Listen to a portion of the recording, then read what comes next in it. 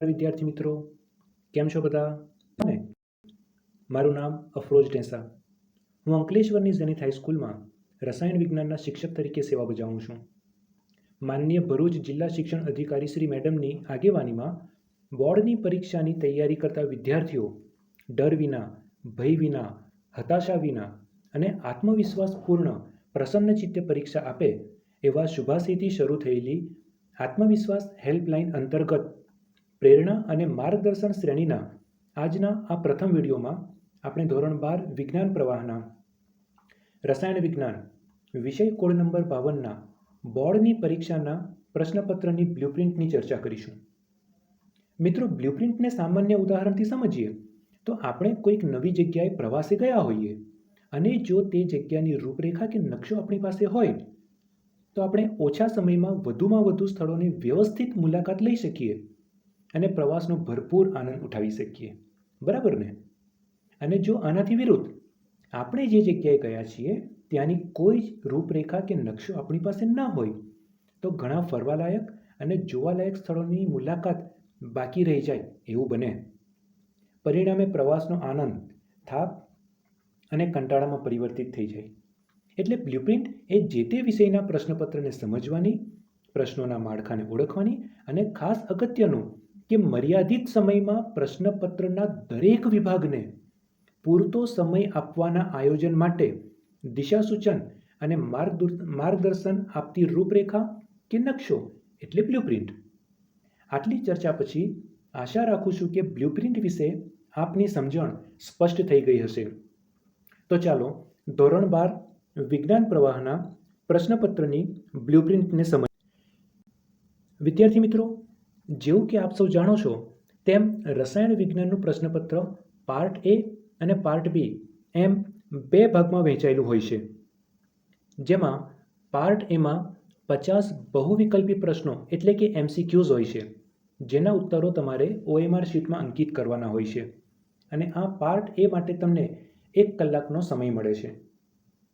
MCQમાં દરેક સાચા જવાબ માટે તમને 1 ગુણ મળશે અને ખોટા જવાબ માટે અહીં કોઈ પણ પ્રકારની નેગેટિવ માર્કિંગ સિસ્ટમ નથી, જેનું ધ્યાન રાખશો. જ્યારે પાર્ટ બીના પ્રશ્નોના ઉત્તરો તમારે ઉત્તરવહીમાં લખવાના હોય છે, જેના માટે તમને 2 કલાકનો સમયગાળો મળે છે. હવે પ્રશ્નપત્રનું હેતુઓ પ્રમાણે ગુણભારમાં વિભાજન જોઈએ તો પ્રશ્નપત્રમાં જ્ઞાન, સમજ, ઉપયોજન એટલે કે એપ્લિકેશન અને ઉચ્ચ વૈચારિક કૌશલ્ય એટલે કે હાયર ઓર્ડર થિંકિંગ એમ 4 હેતુઓ આધારિત પ્રશ્નો પૂછાય છે. જેમાં આપ સ્ક્રીન પર જોઈ શકો છો તેમ પાર્ટ એ અને પાર્ટ બીમાં હેતુઓ પ્રમાણેના ગુણભાર આપેલા છે.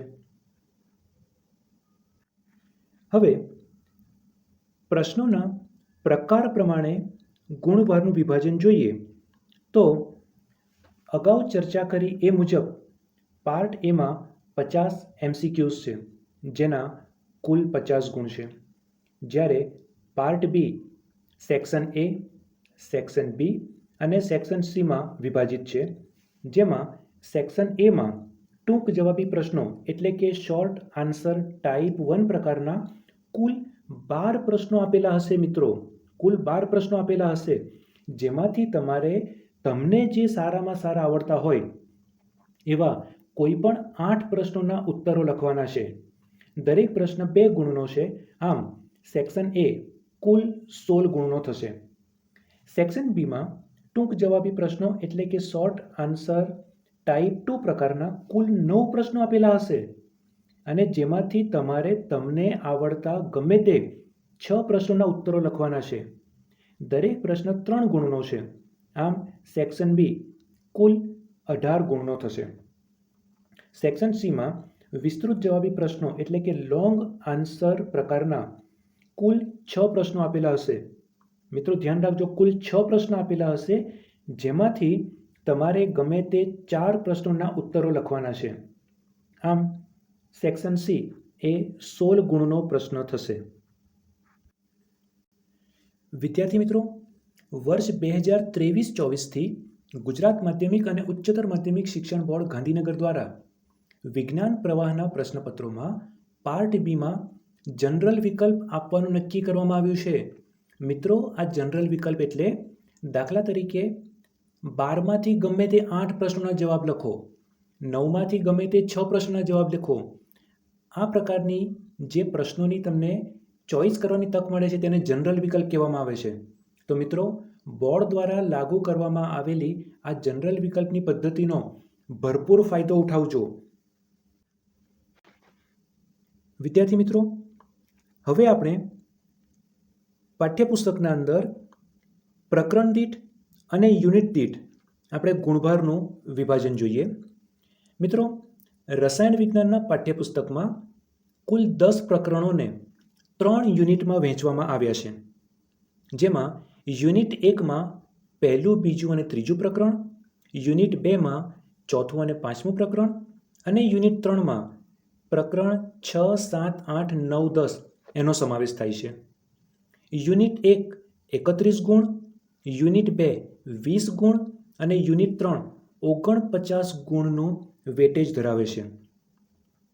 મિત્રો, અત્યારે તમે જે સ્ક્રીન પર જે લાલ કલરની રેખામાં જે એરિયા જોઈ રહ્યા છો તે પ્રકરણ દીઠ તમને ગુણભાર દર્શાવ્યા છે. અહીં સ્ક્રીન પર આપ જે પ્રકરણ દીઠ ગુણભારનું વિભાજન જોઈ રહ્યા છો તે આપેલા નમૂનારૂપ પ્રશ્નપત્ર માટેનું છે. પેપર સેટર પ્રકરણ દીઠ ગુણભારમાં ફેરફાર કરી શકે છે, પરંતુ યુનિટના કુલ ગુણ બદલી શકશે નહીં. આપણે એને ઉદાહરણ દ્વારા સમજીએ કે દાખલા તરીકે પહેલું યુનિટ જે છે જેમાં પ્રકરણ પહેલું, બીજું અને ત્રીજું આવેલું છે તેના 31 ગુણ છે. હવે કોઈ પરીક્ષક પ્રકરણ 1માંથી 10 ગુણ, પ્રકરણ 2માંથી 10 ગુણ અને પ્રકરણ 3માંથી 11 ગુણનું પૂછે તો 31 માર્ક્સ થાય છે. હવે કોઈ બીજો પરીક્ષક પ્રકરણ 1, 2 અને 3માંથી અનુક્રમે 9 ગુણ, 12 ગુણ અને 10 ગુણનો પણ પૂછી શકે, પરંતુ ગમે તે પરિસ્થિતિમાં યુનિટના ગુણ બદલાવા જોઈએ નહીં. એટલે આ પ્રમાણે જે યુનિટ આપેલા છે તો મિત્રો તમે યુનિટના ગુણને ધ્યાનમાં રાખી અને તમને એ યુનિટમાં જેટલા પ્રકરણ આપેલા છે એ પ્રકરણમાંથી તમે સૌપ્રથમ તમને જે સારામાં સારા પ્રકરણ આવડતા હોય, જેનો તમે આગળ ખૂબ જ વધારે મહાવરો કર્યો હોય, પ્રેક્ટિસ કરી હોય, તો પરીક્ષાના અગાઉ પણ એ જ પ્રકરણ ઉપર વધારે વેટેજ આપજો, વધારે ફોકસ આઉટ કરજો અને તેમાંથી જ શક્ય એટલા વધારેમાં વધારે પ્રશ્નો એટેન્ડ કરવાનો પ્રયત્ન કરજો. મિત્રો, હવે આ બ્લુ પ્રિન્ટના જે પ્રશ્નપત્રને આધારિત છે એ હું સ્ક્રીન રોલ કરી અને તમારી સમક્ષ એ પ્રશ્નપત્ર પણ મૂકું છું. આ પ્રશ્નપત્ર ગુજરાત માધ્યમિક અને ઉચ્ચતર માધ્યમિક શિક્ષણ બોર્ડ દ્વારા વિદ્યાર્થીઓને એક મહાવરા માટે આપેલું છે. તો આપ એનો પણ અભ્યાસ કરી અને તમે વધારે મહાવરો કરી શકો છો.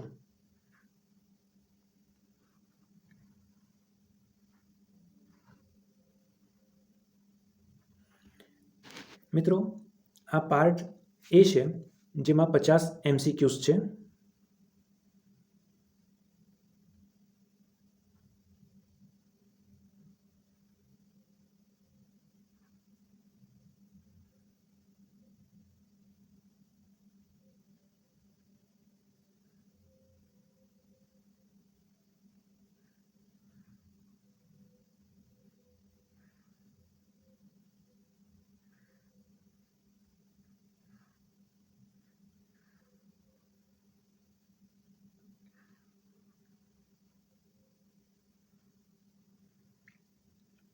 મિત્રો, અહીંથી પાર્ટ બી શરૂ થાય છે.